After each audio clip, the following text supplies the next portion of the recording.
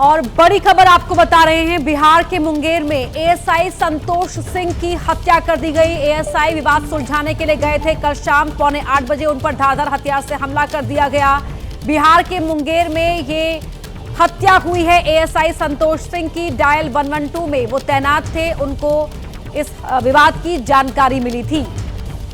हालांकि उनका गंभीर स्थिति में इलाज अस्पताल में चल रहा था, उनकी हालत नाजुक बताई जा रही थी और अब ये बताया जा रहा है कि उनकी मौत हो गई है। पुलिस की 112 सेवा में संतोष सिंह तैनात थे। विवाद की जानकारी मिलने के बाद वो मौके पर पहुंचे थे, लेकिन इसके बाद उनके ऊपर हमला हो जाता है। हालांकि जानकारी मिलने के बाद अस्पताल भी तमाम अधिकारी पहुंचते हैं और अब ये बड़ी जानकारी मिल रही है। शशांक हमारे सहयोगी फोन लाइन पर जुड़ रहे हैं। शशांक, मुंगेर में एएसआई की हत्या कर दी गई, बिहार में ये हो क्या रहा है? देखिए, अभी कुछ दिन पहले ही अररिया में एक एएसआई की मौत हो गई थी।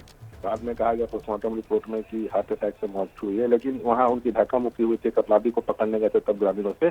अब एक दुखद घटना और हुई है मुंगेर में। वहां के एएसआई हैं संतोष सिंह। बताया जा रहा है कि कल दो पक्षों के बीच जो है वो विवाद चल रहा था। वो अपने पुलिस की टीम के साथ गए थे विवाद सुलझाने, तभी पीछे से किसी ने धारदार हथियार से उन पर हमला कर दिया। वहीं पर वो बेहोश होकर गिर गए और उसके बाद उनके सिर से खून बह रहा था। उसके बाद उनको पटना रेफर किया गया था एक अस्पताल में। वहां बताया जा रहा है कि आज सुबह करीब 3:30 बजे इलाज के दौरान जो है उनकी मौत हो गई है। वो भभुआ के रहने वाले थे। परिवार जो सदस्य हैं सबको लेकर जो है भभुआ जा रहे हैं। तो बहुत दुखद घटना है। लगातार लॉ एंड ऑर्डर पर बिहार में सवाल उठ रहे हैं। बताइए, दो पक्षों के विवाद चल रहा था, दो पक्षों में वहाँ सुलझाने का विवाद को, लेकिन तभी किसी ने पीछे से इन पर अटैक कर दिया। तो लॉ एंड ऑर्डर लगातार बिहार में सवालों के घेरे में है। जी शशांक, क्या अभी तक पुलिस की तरफ से आधिकारिक बयान सामने आ गया है, इसकी जानकारी साझा की गई है?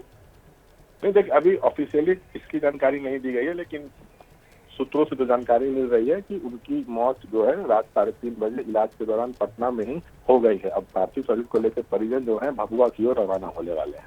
शशांक, आरोपी को लेकर कोई बात जानकारी सामने आई है? कौन था वो आरोपी? झगड़ा किस तरह का था? क्या क्रिमिनल बैकग्राउंड के थे आरोपी? देखिए, दो पक्षों में किस बात को लेकर लड़ाई चल रही थी ये अभी स्पष्ट नहीं है, लेकिन उसी दौरान एक पक्ष में से किसी ने उन पर धारदार हथियार से उनके सिर पर हमला किया है। तो उसको अभी पुलिस पकड़ी नहीं है, लेकिन जो है पकड़ने के लिए लगातार छापेमारी की जा रही है। जब पुलिस की टीम हिरासत में लेती है, गिरफ्तारी होती है, तब पता चलेगा पूछताछ में कि पूरा मामला क्या था, क्यों उन पर हमला किया गया। लेकिन भीड़ बहुत आक्रोशित थी वहां पर। दोनों पक्ष के लोग बहुत आक्रोशित थे। जब पुलिस की टीम वहां पर पहुंची थी, उनको समझाने बुझाने की कोशिश की जा रही थी, तभी अचानक पीछे से किसी ने उनके सिर पर अटैक किया और उस दौरान वो उनके ब्लीडिंग होने लगी सिर से और वहीं पर वो गिर पड़े। उसको मुंगेर में एक अस्पताल में उनको ले जाया गया था, लेकिन स्थिति ठीक नहीं थी। तो आनंद फानंद में उनको पटना के एक बड़े अस्पताल में रेफर किया गया था। रात्रि में ही उनको पटना लाया गया, ट्रीटमेंट शुरू हुआ, लेकिन करीब 3:30 बजे बताया जा रहा है सुबह में कि उनकी मौत हो गई इलाज के दौरान। शशांक, अब कार्रवाई आगे किस प्रकार से पुलिस बढ़ाएगी? क्योंकि सवाल कई उठ रहे हैं कानून व्यवस्था पर। कुछ दिनों पहले भी जो मामला सामने आया उस पर सियासत भी खूब हुई, इसके बाद भी सवाल उठना स्वाभाविक है। कार्रवाई किस प्रकार से आगे बढ़ेगी? अब देखिए, एक पक्ष की ओर से हमला किया गया है ये बताया जा रहा है, तो उसमें कितने लोग शामिल थे, वो कहाँ फरार हो गए, तब तक पुलिस उनको पकड़ेगी और क्यों उन्होंने हमला किया। पुलिस तो बीच बचाव करने पहुंची थी मामला को शांत कराने के, तो हमला क्यों किया ये एक बड़ा सवाल है। तो जांच तो पुलिस की चल रही है, लेकिन अभी हाथ खाली है। लेकिन चुनावी साल है और लॉ एंड ऑर्डर एक बड़ा मुद्दा है। कानून व्यवस्था चरमरा रही है, आए दिन आपराधिक घटनाएं हो रही हैं। अब तो देखिए, पुलिस वाले भी सुरक्षित नहीं है, तो आम लोग तो डरे हुए हैं, घर से बाहर निकलने में डर रहे हैं।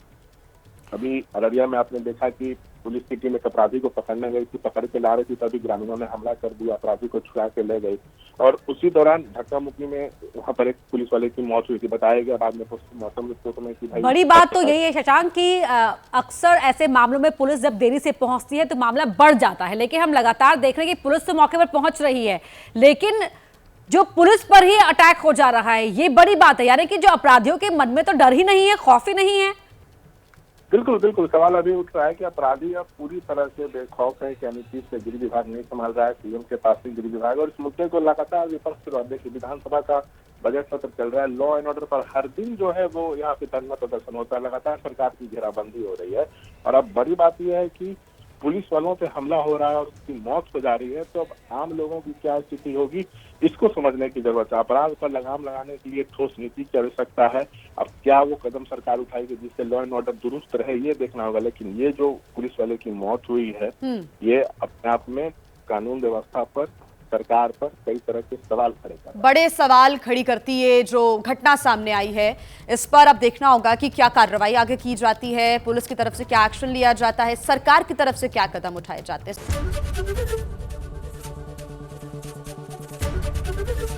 एबीपी गंगा, खबर आपकी, जुबान आपकी।